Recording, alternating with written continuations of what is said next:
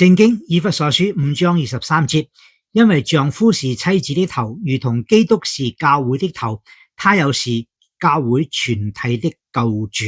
我哋知道我哋信耶穌得永生，耶穌係我哋嘅救主，呢個係我哋都清楚明白。我哋有冇體會到原來耶穌基督亦都係教會嘅頭？耶穌基督唔單止為我哋預備救恩，佢又為我哋設立教會，叫一切信咗耶穌基督嘅人可以有地方敬拜讚美。所以信咗耶穌基督嘅人一定要去一間教會，好好嘅同當地教會弟兄姊妹一同嘅敬拜讚美主，因為認清楚耶穌基督係我哋嘅救主，係教會嘅頭。耶穌基督亦都係我哋嘅頭，佢帶領着我哋。求主幫助我哋，願意順服我哋嘅主，我哋嘅頭，順服佢嘅帶領，行喺佢嘅喜悅嘅裏邊，討神嘅喜悅。我係鄧英善牧師。